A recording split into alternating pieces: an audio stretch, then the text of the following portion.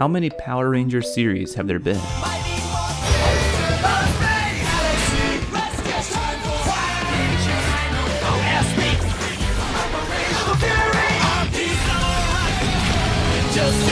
Okay, we get it, there are a lot of Power Rangers. But crazy enough, this does not even scratch the surface. Power Rangers came to America in 1993, but it was invented in Japan 20 years earlier.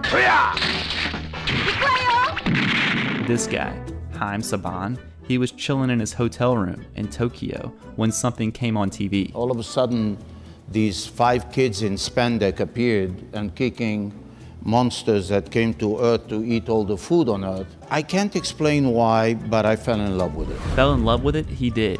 He struck a deal with Toei, the original makers, and then made this pitch video to sell to American TV. They are known as the Galaxy Rangers. After 8 years of trying to sell this thing, Fox Kids finally picked it up. But what's amazing is that this American version didn't just borrow the concept or the idea of Power Rangers, it actually borrowed tons of Japanese footage. Like, the American show, all the action sequences you see are literally copied and pasted from the Japanese show. Since the actors were covered head to toe in costumes, no one would know they were different people. They simply took out the Japanese dialogue and added American voiceover. So it would go from this to this. Or this to this. Man, I've had about enough of you. Let me go! So during the fight sequences, the Red Ranger is no longer this guy, but instead this guy. And this guy is now this guy. And this guy is now this guy. And this girl is now this girl. And this girl is now this guy. Yep, the Yellow Ranger is a dude. The Japanese villains were also copied and pasted into the American show, which wasn't a big deal because they were always wearing masks. They could simply overdub English dialogue. But there was one major villain, Rita the Witch, who never wore a mask. What about her? Surely they reshot her scenes. Nope. They had to use a lot of creative editing. Let's watch an example. To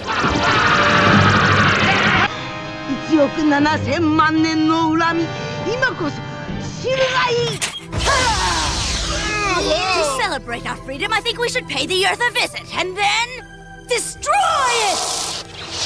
And they also used a lot of wide shots and shots when her mouth was not facing camera. Let's start those stupid putties on getting beaten by a... But even with creative editing, sometimes it didn't always work.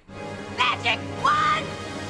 Make my Goldar grow! Using the Japanese villains and the Japanese action footage allowed the American production to save a load of money, but it caused a big headache for the American writers. They couldn't keep the original Japanese plot because it wouldn't resonate with American kids, but they were forced to create a story around the Japanese stock footage. So the writers used futuristic technology to help fill the plot holes. For instance, in the Japanese version, the Rangers drove in these really sweet bikes to the bad guys through Japanese cities, but it wouldn't make sense for the American cast to be driving through Japan. So the American version added teleportation. We're teleporting again! Where are we going? We're gonna save the world!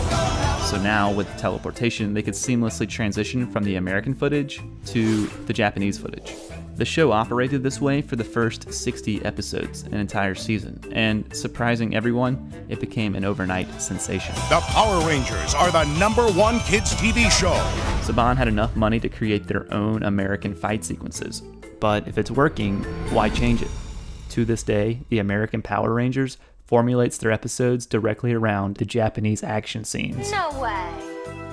Really? So next time you see Power Rangers, know that there was a lot of energy and imagination to try to fit those Japanese monsters into that American Saved by the Bell plotline.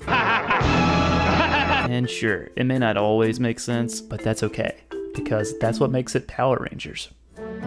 What's up, guys? Thank you so much for watching. If you like this kind of thing, let us know. Subscribe. There's a subscribe button right here. If you want to know more about Power Rangers, check out the links in the description below. There are some really cool articles.